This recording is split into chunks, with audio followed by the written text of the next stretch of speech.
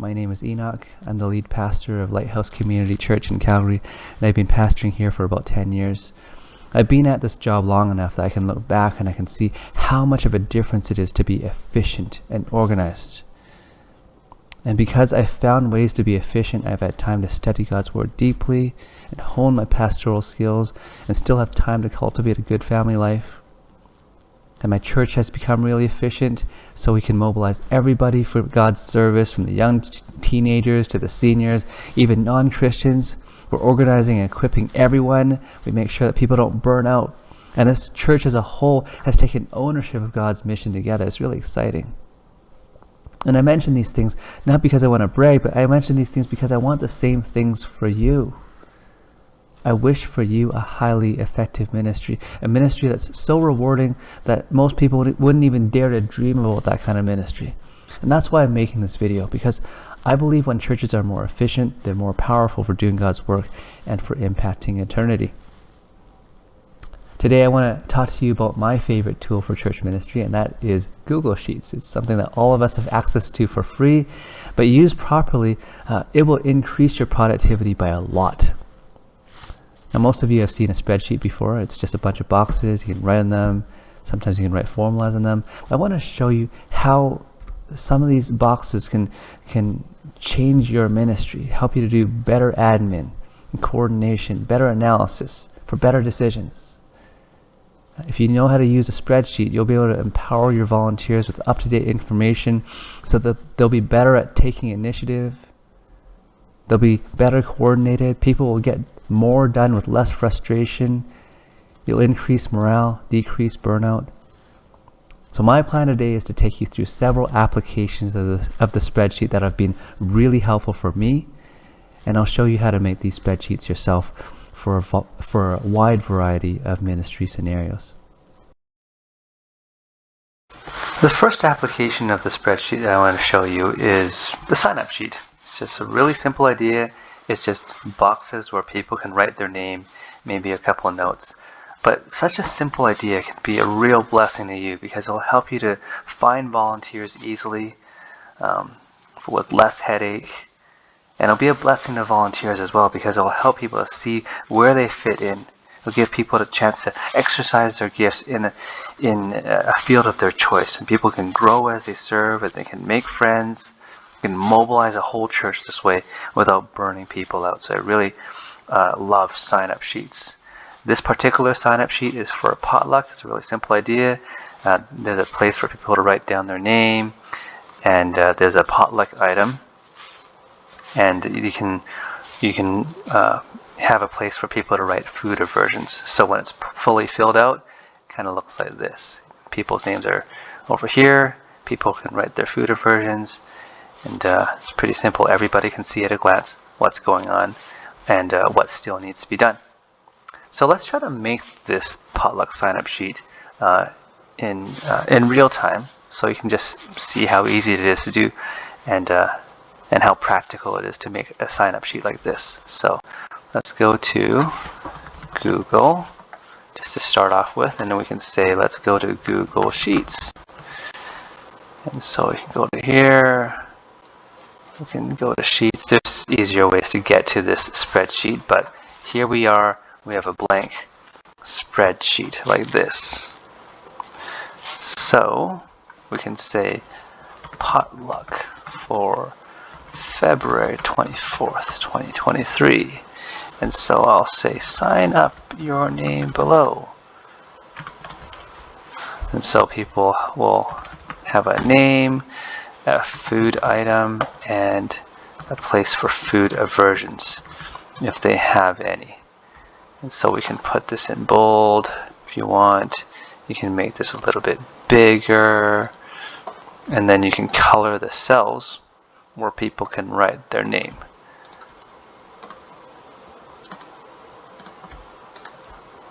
Like so. You can resize the columns like so. People have a little bit more space. Some people like to leave the food item column empty so that people can bring whatever they want. I prefer to predetermine what kinds of food are in my meal. So I want to say I want 2 appetizers. And I want to have 3 main course meals. And I want to have 2 desserts because I love dessert. And drinks and other. Please specify. So looks pretty good already. Now I can just share this now. So this is where the magic of the Google Sheet comes in, as opposed to just a traditional spreadsheet, is that it's on cloud, it's instantly updated all the time. So you can say anybody with a link can become an editor. Really important step. Anybody with a link can become an editor. And so you can copy the link and you can post this link anywhere you want, like on Facebook, on email, on WhatsApp, you name it. You can send people this link, and anybody who has this link will have this spreadsheet, the latest version of it, with all the latest information, and they can instantly see what kind of need there is and what they can sign up for. So really simple application of a spreadsheet, but also very powerful. And of course, you don't just make this for potlucks, but you can make this for much more complex events as well. This year I'm planning a camp for a church-wide thing. Actually, it's an inter-church camp with maybe 3 or 4 churches participating, and we'll need maybe 50 volunteers of all kinds.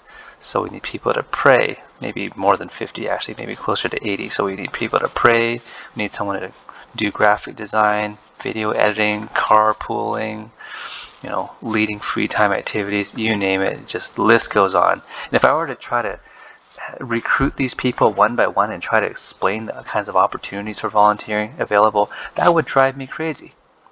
But however, if there's a nice spreadsheet where people can instantly see what kind of needs there are and what they can do, then they can just put in their name, and it's just intuitively really simple.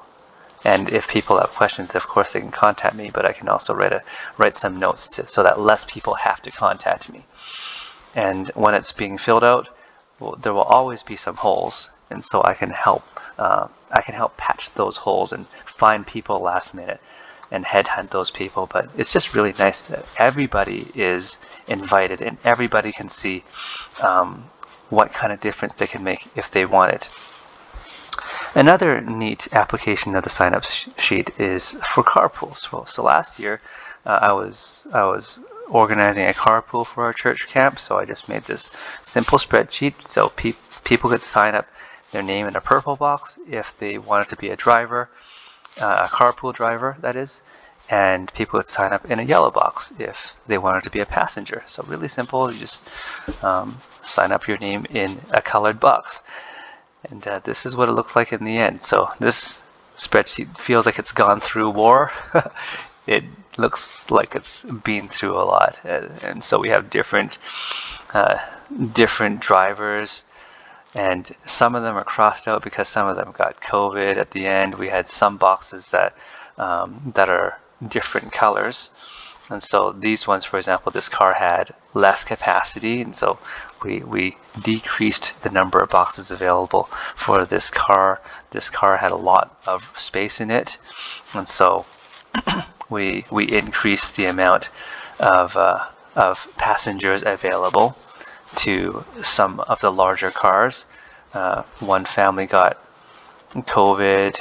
Actually, 2 families got COVID, so we had to gray them out. But if I were to try to do this carpool plan in a traditional way with some kind of centralized planning model where everybody has to go through me, that would drive me crazy. But because everybody had access to this spreadsheet at the same time, everybody could just make their own arrangement with their own driver. They could make changes on the fly, and all we had to do was verify that everybody knew what they were doing, and I could send people everybody's contact information. And I would say this is probably the most efficient way to organize a carpool. So there it is, sign up sheet, really simple to execute. It's just make some boxes for people to put their name in, but it works like magic, and I wish the same for you. Another simple but powerful way to use spreadsheets is to make a schedule.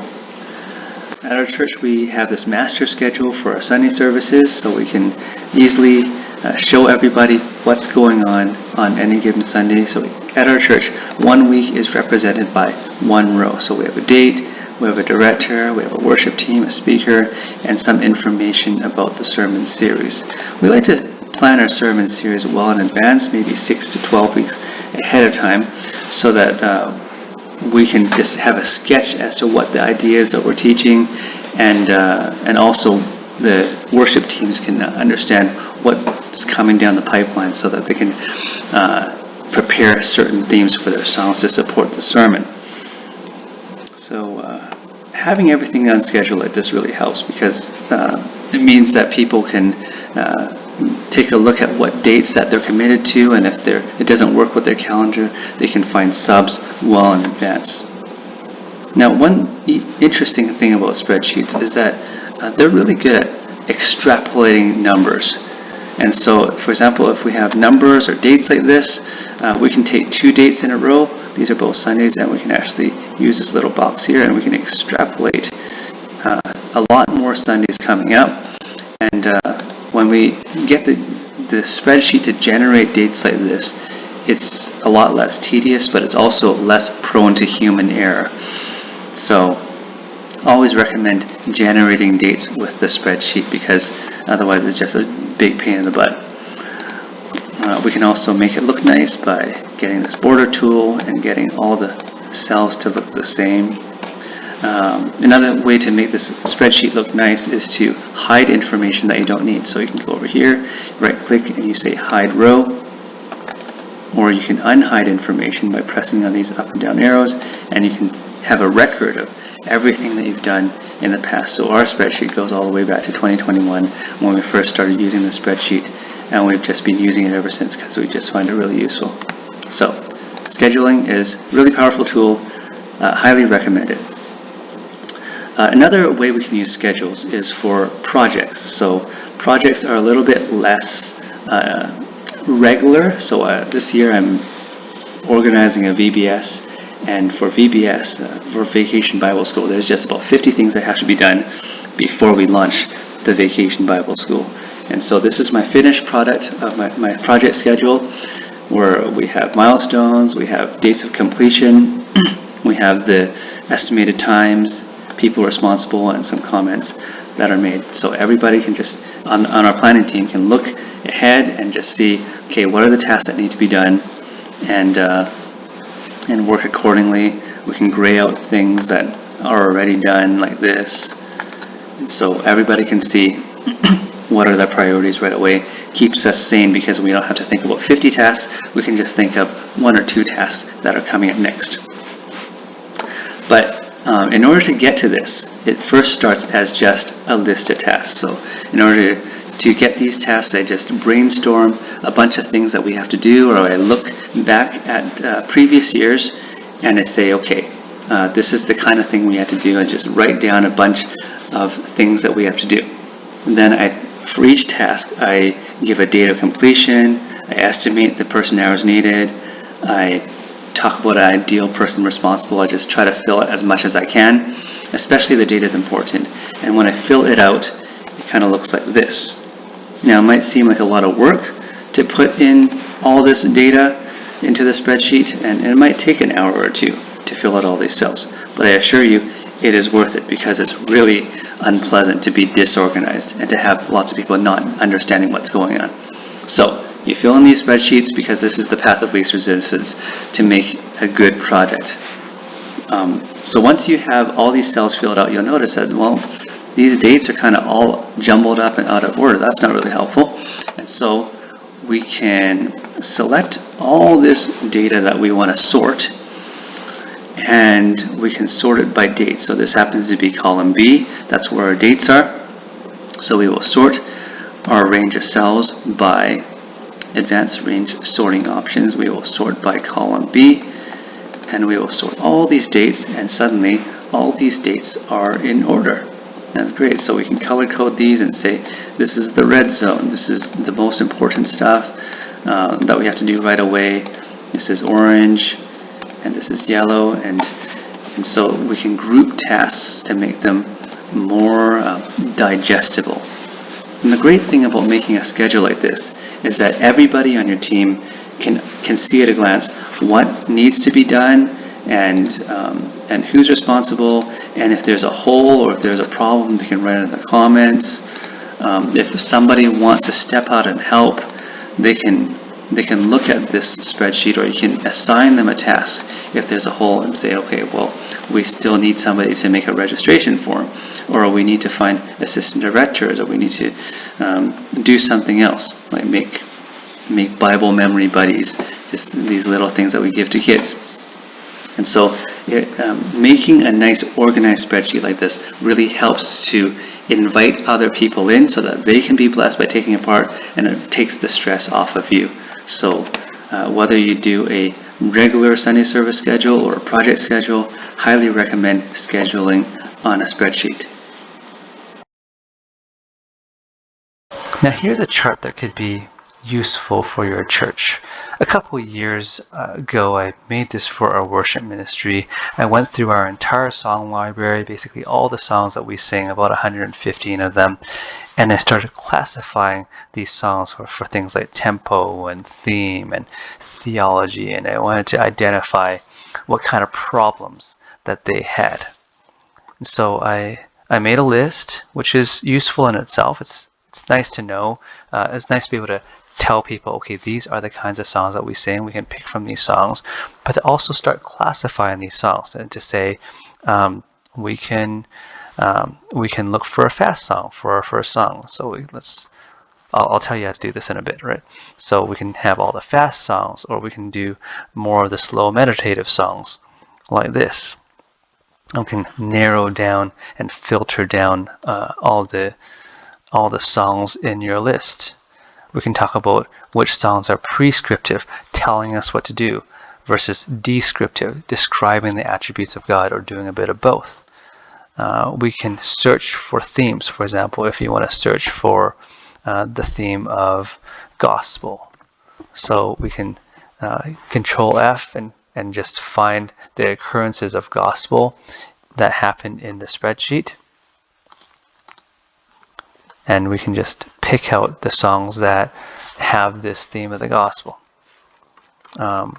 We can look at theology and say, okay, is this theologically insightful and accurate, or does it have something missing to it? We can look at the artistry, not so much for personal taste, but does this song have like technical problems to it? Is it too slow, and does it drag on? Does it just change topic or change key abruptly and make things really awkward for the singer? Is it just well constructed, or is it poorly constructed? So we can actually evaluate stuff like that. And a tool like this can be really useful for a church. You know, if you think about it, people come to church and they sing the songs and they interact, and they can carry the song throughout the entire week. Whereas it's kind of hard to remember a sermon, but they can remember a song basically verbatim for the entire week. It's quite an interesting contrast that we have between songs and sermon. I think we need both. I love the sermon, but I think it's worth it to pay attention to the song. Now, I have dressed up this sheet and made and put on some bells and whistles on it to make it more fancy.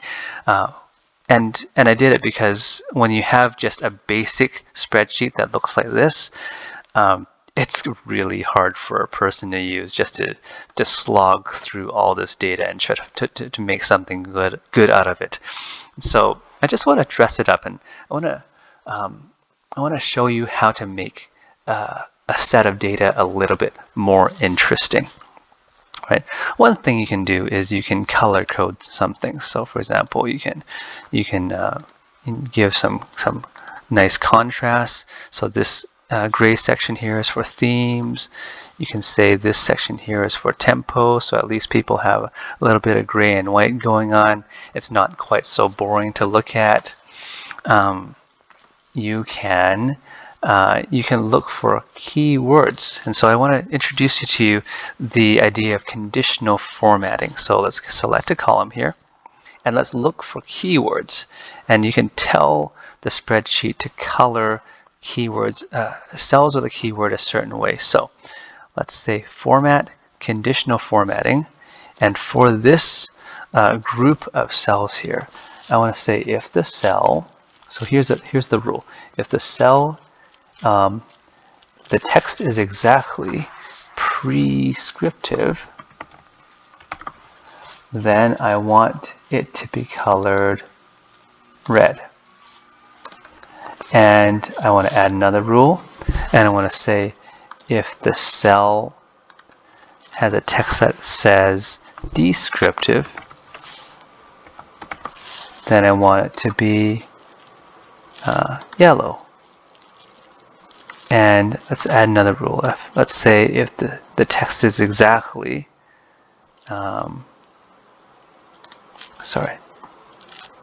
if the text is exactly both, then let's make it orange. And so we've color coded our songs to give people a more intuitive feel of this. You can also do this with your scores and with numbers. There's actually there's neat tricks you can do with numbers as well. So let's talk about these ones over here, and we can add these rules. Let's say high scores like 9 or 10, we can color them green. So if it's greater than or equal to 9, we will color the cell green. And we'll add another rule and say if it's between 8 and 9,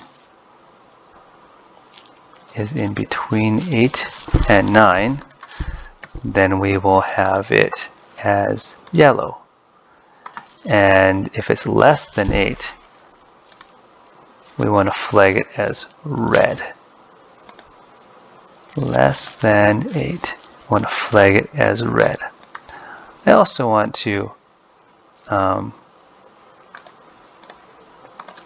format these cells over here and just color it if there's anything at all. So if the cell is not empty, I want to color it blue.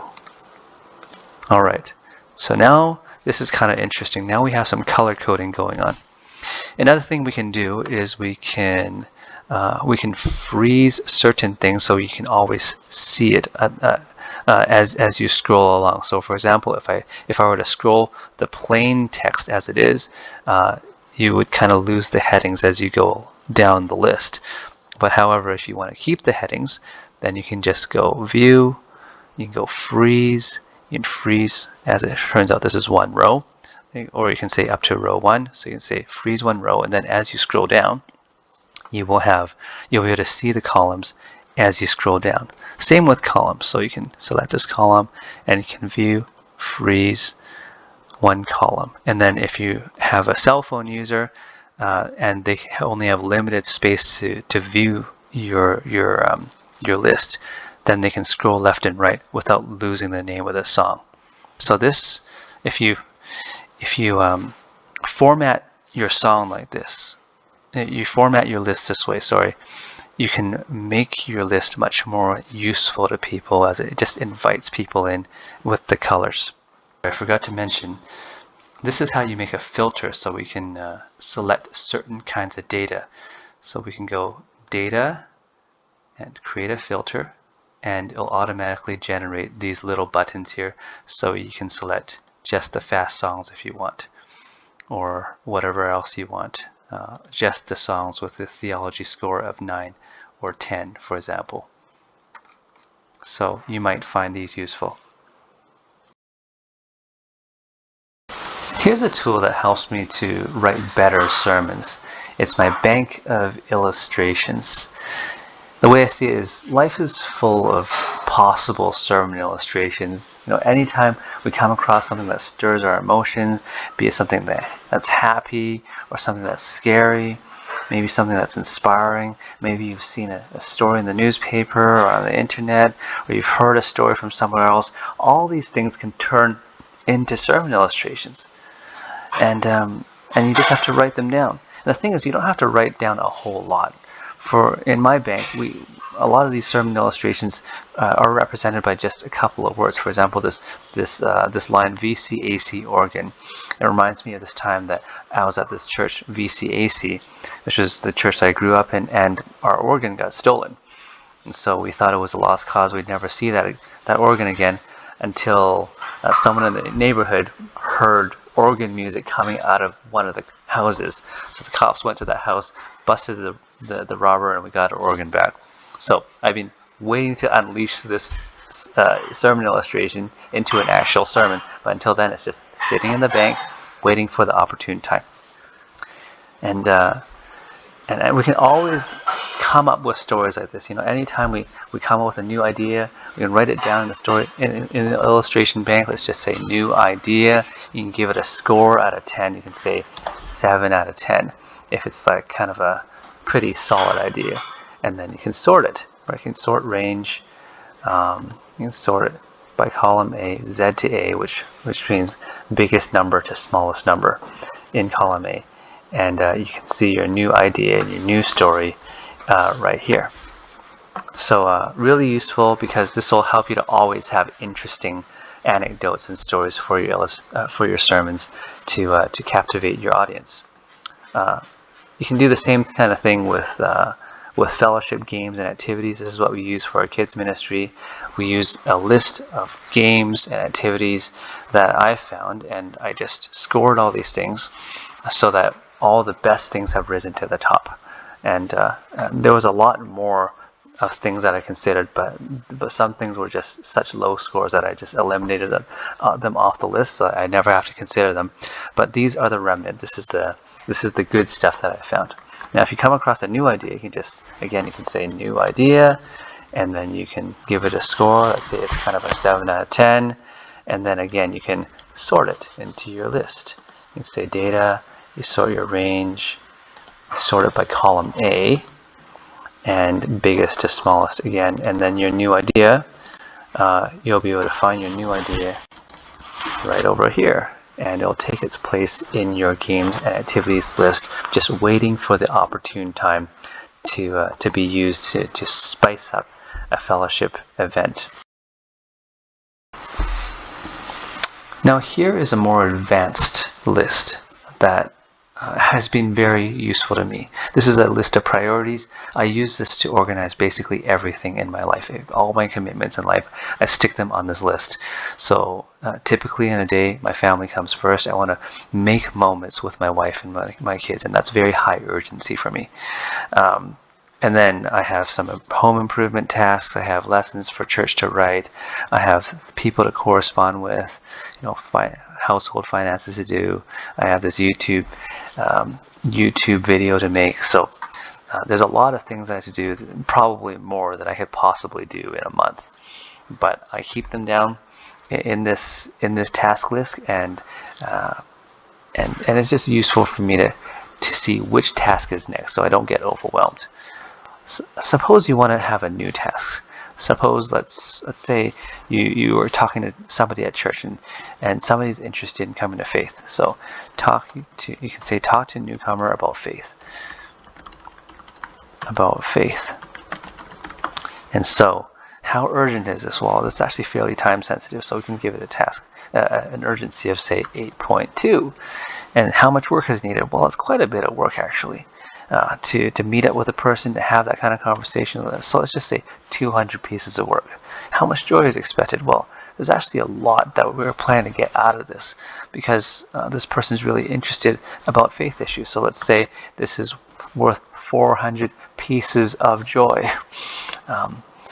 And then I have this habit of just calculating joy per work, which is like, okay, what's basically this number 400 in D68 divided by 200, but this is a somewhat advanced application of a spreadsheet, just formula calculations. But it says to me that this is a relatively worthwhile thing to do, that you get a lot out of each piece of work that you do. So now that you have this task in your list, you can now sort your list, and so you can say data, sort range, and you can sort them by urgency, and say biggest number first. And you can see that talking about this newcomer about faith is actually quite a high urgency compared to other things, and you'll do it soon. And so a list like this will help you keep organized. It'll help you to do the most efficient and effective things first, and the most urgent things first, and it'll just result in a better ministry, I think. Now, it really helps to have a colorful list, so that you just intuitively see by the colors what is more urgent and what is heavier. And so you can use conditional formatting. So you can, for example, you can see this list of things that are urgent. You can go to conditional formatting over here, and you can do a color scale where you can say the biggest numbers are the deepest red, and the smallest numbers are very light shades of red or not red at all. Right? Same as work needed. So if you want to look for the big work items that are in your priority list, you can say data and so format, conditional formatting, and you can have a color scale there. If you don't like green, you can have blue instead. So you can have maximum values like this, and so your heaviest tasks will be colored the darkest. And so you can do this for all the things in your sheet, and you'll have a sheet that is very intuitive to grasp. So I hope this helps you to set priorities so you can approach your work more wisely. It is a bit of work to set up this sheet, but I assure you it really helps you to stay organized and stay on top of things and to stay sane. So I think it's really worth it, and I use it all the time. Now here is perhaps my favorite application of spreadsheet technology. It is the meeting spreadsheet, which we use for all of our board meetings at my church. So the story behind the spreadsheet is that a couple years ago we had a meeting that was just unbelievably inefficient. People were just talking around in circles. We weren't getting anything done. The meeting went way over time. People were just kind of discouraged.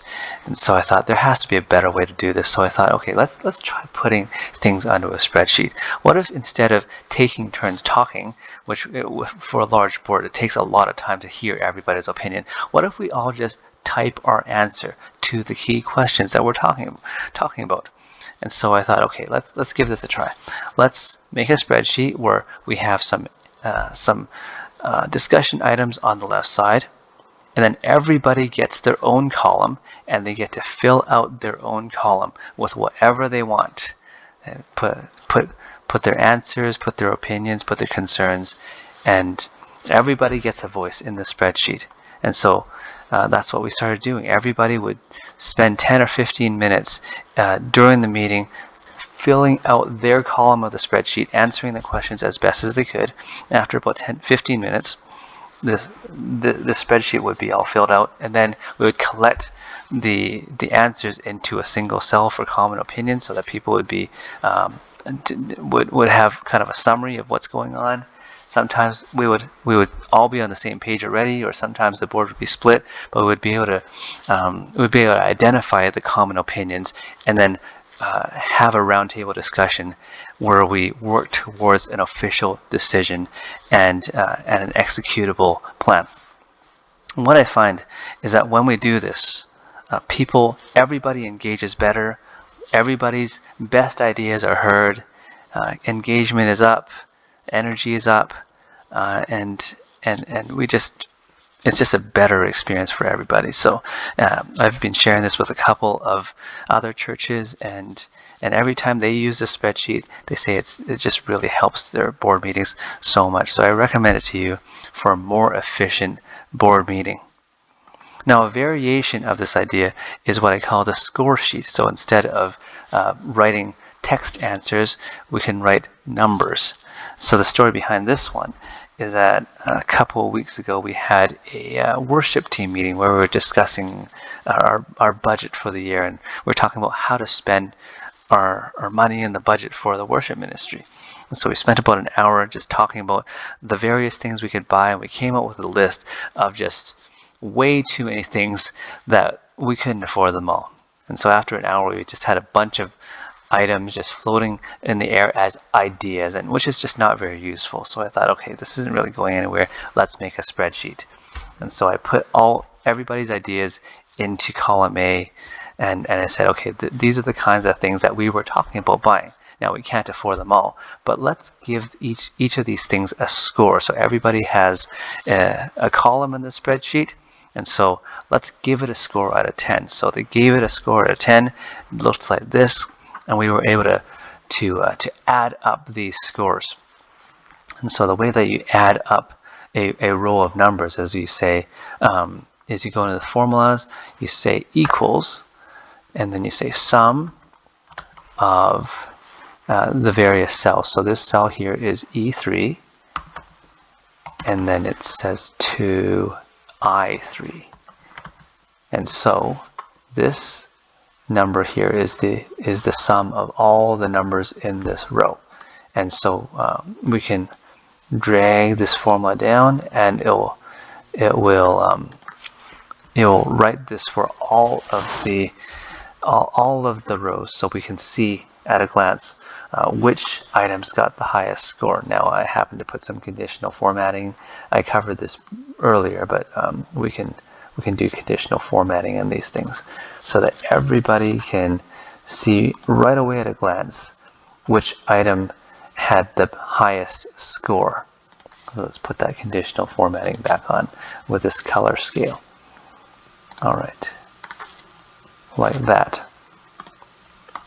And then after we figured out which items had the highest scores, we then highlighted the items that we thought we could afford, and then we assigned a person to chase after the item and make it happen. So quickly we went from just a nebulous bunch of ideas about how we could spend money to an executable plan where everybody had something to do. So just very practical for getting things done, these spreadsheets, and I recommend this to you. Finally, I want to talk about the budgeting spreadsheet. Spreadsheets are really great for budgets because they add up numbers and they organize numbers in a systematic way. It's probably the best way to do a budget. We can do a church-wide budget for ourselves, which is what my church does. We use Google Sheets for our church-wide budgets, and we also use it for smaller things like a church-wide camp. And so a couple months ago, we were talking about which campsite we should go to. We had 3 possibilities: Camp Caroline, Camp Nakamun, and a camp at Alberta Beach. And so each camp had different costs, and we were able to tabulate the hard cost of each camp. So we were able to add up the cost of gas and food and accommodations and the facility fee and you name it. And so we were able to take all these numbers, add them up with a formula, with a sum formula over here. And we were able to see, okay, Camp Caroline would cost us about $210 to break even, whereas the camp at Alberta Beach would cost us about $122, which is quite a big difference. But of course, just because a camp is cheaper does not mean it's better, because Camp Caroline was a really premium camp experience. It just had everything that we wanted, whereas Alberta Beach was a very minimalistic experience. We would have to do everything for ourselves. And so one asks, how do we weigh the value of all these intangibles, like the niceness of the facility and maybe the closeness of the proximity, so we don't have to drive so far, and the niceness of the accommodations for sleeping? So actually, there is a way to weigh these intangibles, and so we can actually assign numbers to the intangibles. So I decided to make an additional section where we can talk about the niceness of the facility and the driving time and the need to cook our own food. We talk about affordability to newcomers and so on and so forth. And we started comparing the various camps for what they could offer on these different categories. And we were able to come up with a valuation of the camp. And so in the end, I said, to the board. I like Alberta Beach because it gives us a lot of affordability for newcomers and non-Christians, and I really value the nicer sleeping accommodations that Alberta Beach would have. And so this was my way of communicating to the board what I thought about the intangibles, and I invited actually all of the people on the board to weigh in on their opinions on what is the value of these intangibles to them, and it helped us to have a very nuanced discussion. Originally, we were really split as a board as to which camp we would go to, but after we were talking about the intangibles, we came to quite a good consensus, a solid consensus, that we would go to one of these camps, which was Alberta Beach, as it turns out. So yeah, budgeting spreadsheets can be really powerful for crunching numbers, but also helping you to come to consensus on strategic decisions like this, not just for camps, but for your entire church. So I recommend this to you. I want to thank you for watching this tutorial. It means a lot to me that you spent this time to listen to some guy talking about spreadsheets and how it might apply to your church ministry. But I really believe in this stuff. And my hope for you is that you will be all that God made you to be, that you'll be so effective in His work, this such important work of raising disciples and winning souls for Him. So I'm wishing you the best. Take care, and bye for now.